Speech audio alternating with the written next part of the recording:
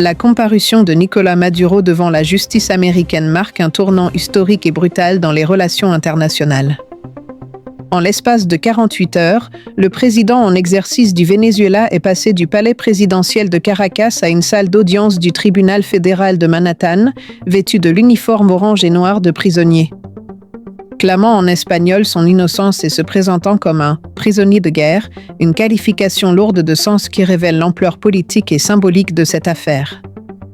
Jamais auparavant un chef d'État en exercice n'avait été capturé lors d'une opération militaire étrangère, transféré de force sur le sol américain et jugé comme un criminel de droit commun, accusé de trafic de drogue par l'administration Trump. Dans un contexte où Washington justifie cette action comme une réponse nécessaire à la criminalité transnationale et au narcotrafic, tandis que Caracas et plusieurs voies internationales y voient une violation manifeste de la souveraineté nationale et du droit international. L'arrestation spectaculaire de Maduro intervenant après des années de sanctions, de pression diplomatique et d'isolement économique du Venezuela est résonnant comme une démonstration de force destinée autant à ses adversaires qu'à ses alliés. D'autant plus que l'audience de mise en accusation n'est que la première étape d'un long processus judiciaire pouvant mener à une peine de prison à vie, ce qui alimente les craintes d'un précédent dangereux dans l'ordre mondial, où la puissance militaire et judiciaire d'un État pourrait s'imposer au-delà de ses frontières sans aval international, transformant un conflit politique en affaire pénale.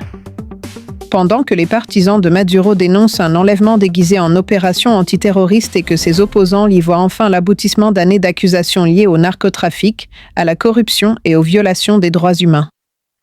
Cette affaire s'inscrivant dans une séquence géopolitique explosive où les États-Unis semblent prêts à employer des méthodes de plus en plus directes pour défendre leurs intérêts stratégiques, comme en témoigne également la montée des tensions autour du Groenland et d'autres territoires stratégiques,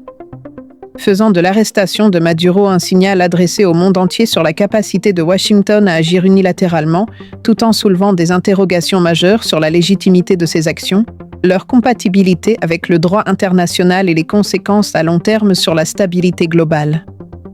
Car au-delà du sort personnel du dirigeant vénézuélien, c'est la frontière entre justice, guerre et politique qui semble s'effacer, ouvrant une ère où la puissance judiciaire devient une arme géopolitique à part entière, susceptible de redéfinir les règles implicites entre États souverains, sous le regard inquiet des institutions internationales, des pays non alignés et des grandes puissances qui observent cette affaire comme un test majeur de l'équilibre mondial au début de l'année 2026.